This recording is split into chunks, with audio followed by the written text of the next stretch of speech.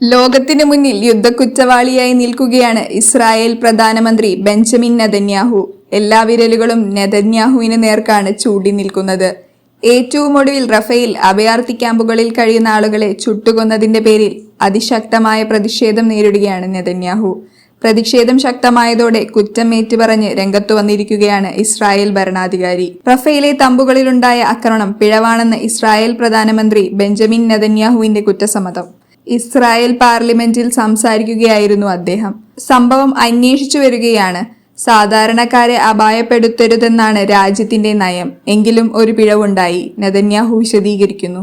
ഇതിനിടെ കൂടുതൽ രാജ്യങ്ങൾ ഗസയ്ക്ക് അനുകൂലമായി രംഗത്ത് വന്നിരിക്കുകയാണ്. ഗസയിലെ പലസ്തീനുകൾക്കുള്ള വിസയിൽ വർധനവ് പ്രഖ്യാപിച്ചിരിക്കുകയാണ് കാനഡ.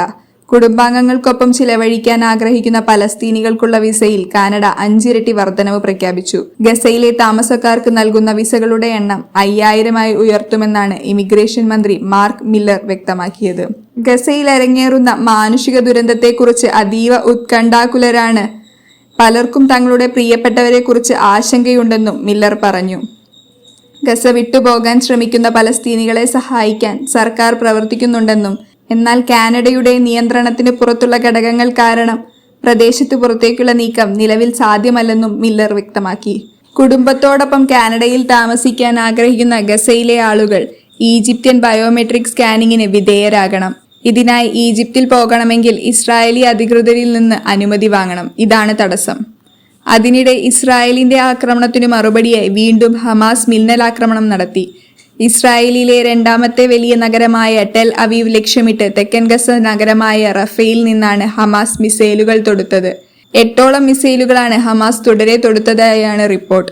ടെൽ അവീവ് വലിയ മിസൈൽ ആക്രമണം നടത്തിയെന്ന വിവരം ഹമാസിന്റെ സൈനിക സേനയായ ഇസദീൻ അൽ ഖസാം ബ്രിഗേഡ്സ് തങ്ങളുടെ ടെലഗ്രാം ചാനലിൽ പങ്കുവച്ചിട്ടുണ്ട്. മിസൈലുകളിൽ പലതിനെയും ഇസ്രായേൽ മിസൈൽ പ്രതിരോധ സംവിധാനം തകർത്തതായും അൽ ജസീറ റിപ്പോർട്ട് ചെയ്യുന്നു. മിന്നലാക്രമണത്തിൽ വ്യാപാര സമുച്ചയങ്ങൾ നിറഞ്ഞ നഗരത്തിലെ നിരവധി കെട്ടിടങ്ങൾക്ക് കേടുപാടുകൾ സംഭവിച്ചു.